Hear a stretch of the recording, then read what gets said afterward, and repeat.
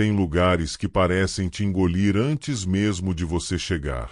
Foi o que senti na minha primeira noite como vigilante num galpão de madeira perdido na Amazônia, perto de São Félix do Rio Preto. Meu nome é Márcio, e eu não queria esse trampo. Depois de meses sem emprego fixo, vivendo de bicos na construção, o dinheiro acabou, e as contas viraram um peso que eu não aguentava mais. Quando o supervisor da cooperativa, o Edson, me ofereceu uns trocados para vigiar o galpão à noite, eu aceitei. É só você, Márcio. Ninguém mexe lá, ele disse pelo telefone, a voz seca. Eu não perguntei por quê. Devia ter perguntado. Cheguei numa noite quente, o ar úmido grudando a camisa na pele. O Zeca, um ribeirinho magro que trabalhava como motorista para a cooperativa, me levou no jipe dele. A estrada de terra vermelha cortava a selva, o motor sacolejando até parar na frente do galpão. Era uma construção velha, madeira escura apodrecendo nas bordas, tábuas tortas rangendo com o vento. Ao redor, a floresta engolia tudo, árvores altas, cipós pendurados, e o som da chuva começando nas folhas. Zeca desceu comigo, jogando minha mochila na lama. Não pisa fora do galpão à noite, Márcio, ele avisou, esfregando as mãos no calção. E se ouvir um assobio, não segue. Eu ri, achando que era papo de interiorano. Ele me encarou, os olhos fundos brilhando na luz dos faróis. O último que pegou esse turno sumiu. Falava de um assobio antes de largar o rádio gritando. Subiu no jipe e foi embora, o ronco do motor sumindo na mata. Entrei no galpão, trancando a porta com um ferrolho. Era um lugar simples, um catre para dormir, uma mesa bamba e caixotes empilhados num canto, restos de algum estoque que ninguém quis levar. O telhado de zinco tremia com a chuva, e o cheiro de umidade subia forte. O lugar já foi de madeireiros, anos atrás, até que desistiram de vir. Edson chamou de problemas logísticos, mas as palavras do Zeca sobre o outro vigilante ficaram martelando na minha cabeça. Peguei a lanterna e saí para dar uma volta ao redor, o rádio no cinto chiando baixo, minha única companhia naquela solidão. A noite caiu pesada, o céu engolido por nuvens escuras e relâmpagos que faziam as árvores dançar. O calor tornava o ar denso, e o zumbido dos insetos pulsava como um tambor. Meus pés afundavam na lama vermelha, a lanterna jogando sombras tortas nas paredes do galpão. Foi quando vi as pegadas. Pequenas, como de criança, mas viradas para trás, saindo da porta e indo pro mato. A chuva já tinha borrado elas, mas o formato ficou na minha mente. Que raios é isso? Murmurei, o peito apertando. Tentei pensar que era um bicho, mas ali, no coração da selva, nada parecia certo. Lembrei do Zeca falando do assobio, do último vigilante que sumiu, e um frio subiu pela espinha. Voltei para dentro, o coração batendo mais rápido que o som da chuva no zinco. Sentei no catre, o rádio no colo, tentando me acalmar. O barulho das folhas farfalhando e os gritos distantes de macacos enchiam o ar. Meu avô, um canoeiro velho, contava histórias da floresta quando eu era pequeno. O curupira cuida da mata, Márcio, ele dizia, a voz rouca de tanto remar. Cabelo vermelho, pés virados, assobia para enganar quem corta as árvores. Eu ria, achando que era para me assustar. Mas ali, com o galpão rangendo e a selva me cercando, as palavras dele pesaram como nunca. Tava quase cochilando quando ouvi. Um assobio agudo, afiado como faca, cortou a chuva e fez meu sangue gelar. Não era pássaro, nem vento, era algo vivo, vindo da mata. Levantei rápido, apontando a lanterna para a janela pequena. Nada, só o breu e o reflexo da luz na madeira úmida. O assobio parou, e por um instante achei que era coisa da minha cabeça. Mas então veio de novo, mais perto, como se estivesse do outro lado da parede. Girei o botão do rádio para chamar o Edson, ou o Zeca, se ele ainda tivesse por perto, mas só peguei estática. É só o vento, falei alto, tentando me convencer. Mas o som voltou, mais forte, e eu soube, algo lá fora me encontrou. Tem noites que te fazem duvidar do que você sabe. Na minha segunda hora, trancado no galpão de madeira em São Félix do Rio Preto, eu comecei a duvidar de tudo.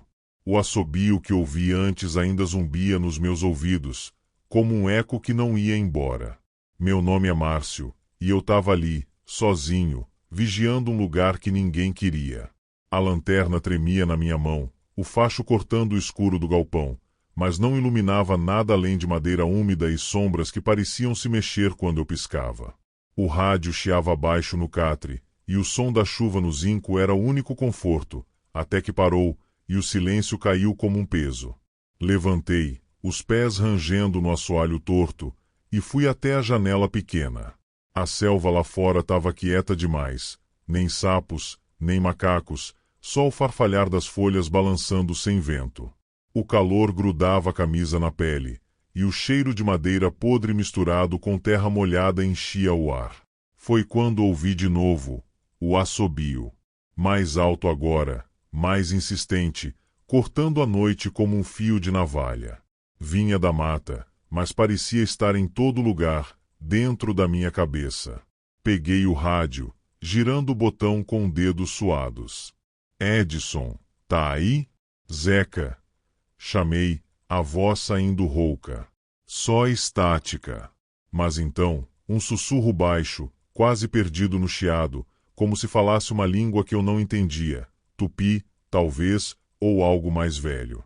Saí do galpão, mesmo sabendo que não devia. O Zeca tinha avisado, não pisa fora à noite. Mas o assobio me puxava, como se soubesse meu nome. A lanterna iluminou a lama vermelha, as pegadas viradas para trás ainda visíveis, agora mais fundas, como se algo tivesse passado ali de novo. Apontei o facho para as árvores, e o coração parou por um segundo. Uma sombra baixa, rápida, passou entre os troncos, cabelo vermelho brilhando na luz, como fogo vivo, antes de sumir. Que diabo! Murmurei, o peito apertando. Tentei me convencer que era um bicho, uma arara ou coisa assim, mas o assobio voltou, mais perto, e minha cabeça começou a girar, como se eu tivesse esquecido para onde era o galpão. Voltei correndo para dentro, trancando a porta com um ferrolho. O rádio chiou alto, e dessa vez uma voz cortou a estática. O Zeca. Márcio, tu tá aí? Responde, homem. A voz dele estava tensa, quase gritando. Tô aqui, Zeca. Que tá acontecendo? Perguntei, o coração na garganta. Eu te avisei, cara. É o Curupira. O último vigilante ouviu esse assobio, ficou falando que a mata mexia com ele.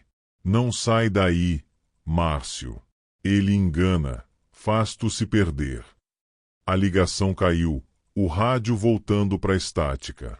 Fiquei parado, o suor escorrendo na testa, tentando entender. O Curupira. Meu avô contava dele, o guardião da floresta, cabelo de fogo, pés virados para trás. Eu ria na época. Agora, não tinha graça nenhuma. Decidi checar o galpão para me distrair. A lanterna iluminou as vigas de madeira, e foi aí que vi, arranhões fundos, como de garras, marcando a estrutura. Alguns tinham símbolos estranhos, linhas tortas que pareciam olhos ou pegadas. Quem fez isso? Pensei, o estômago revirando. Lembrei do Zeca falando do outro vigilante, do rádio gritando antes de ele sumir. O assobio voltou, agora tão perto que parecia do lado de fora da porta. Corri para a janela, o facho da lanterna tremendo. Nada. Mas o som ficou mais alto, agudo, entrando pelos ouvidos como agulhas. Minha cabeça girava forte, e por um instante esqueci onde estava a porta, como se a selva tivesse virado o galpão de cabeça para baixo. Sentei no catre, respirando fundo, tentando me segurar na realidade. O rádio chiou de novo, o Zeca voltando. Márcio, tu ouviu ele, né? Fica quieto, não responde. Ele tá testando tu. A voz dele tremia, e antes que eu pudesse falar, a estática engoliu ele outra vez. O assobio parou, mas o silêncio era pior, denso, vivo, como se a mata tivesse olhos. Olhei para as marcas nas vigas, proteto rangendo, e senti um frio que o calor da Amazônia não explicava. O Zeca estava certo. Algo me achou, e não era humano. Eu só não sabia o que ele queria comigo. Tem horas que o medo te pega tão fundo que você esquece quem é. Naquela noite, trancado no galpão de madeira em São Félix do Rio Preto, eu quase esqueci.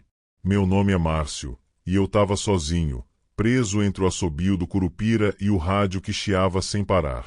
A lanterna estava no catre, o facho iluminando as vigas marcadas por arranhões, e o silêncio da selva lá fora pesava mais que o calor úmido grudado na minha pele.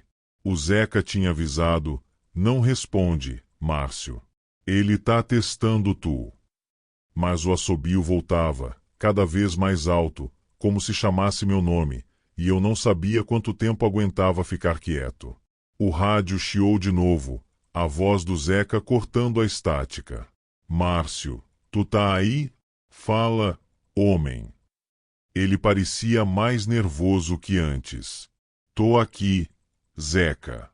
Ele tá do lado de fora, respondi, a voz tremendo.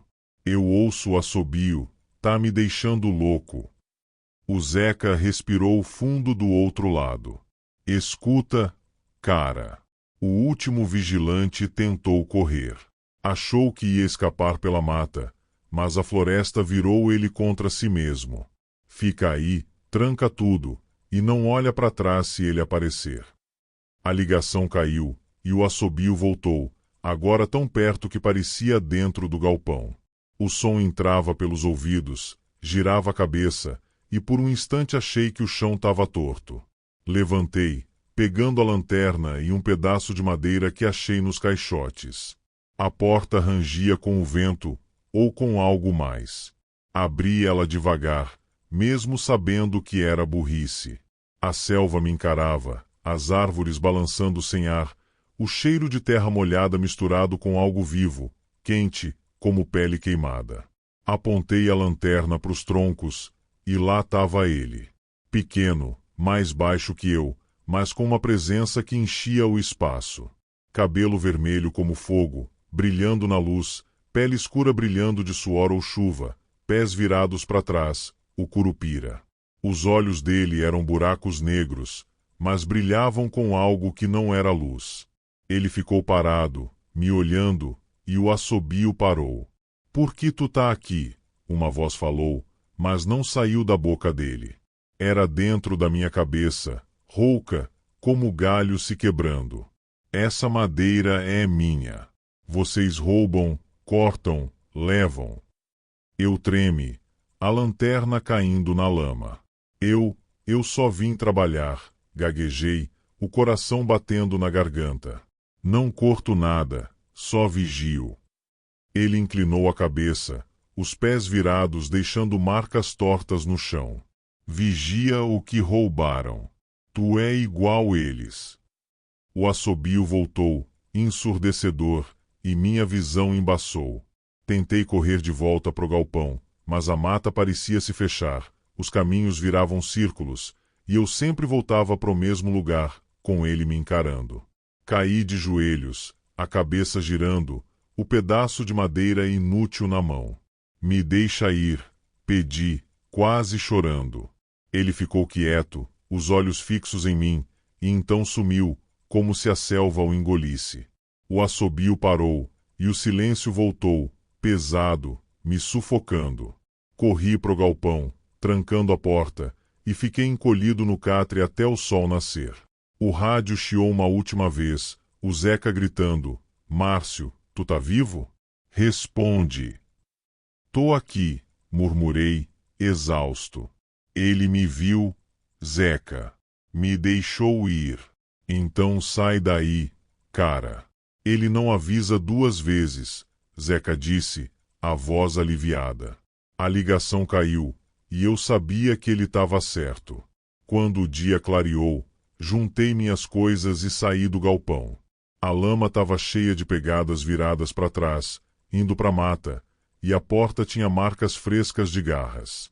Voltei para São Félix no jipe, larguei o emprego com o Edson pelo telefone e nunca mais pisei perto daquele galpão. O Zeca me encontrou dias depois, tomando uma cerveja no bar da cidade. Tu teve sorte, Márcio. O Curupira não perdoa fácil, ele disse, acendendo um cigarro. Eu não respondi. Mas às vezes, na cidade, quando o vento sopra forte ou a chuva cai, ouço um assobio baixo, distante. Fecho os olhos e fico quieto, rezando para ele não me achar de novo.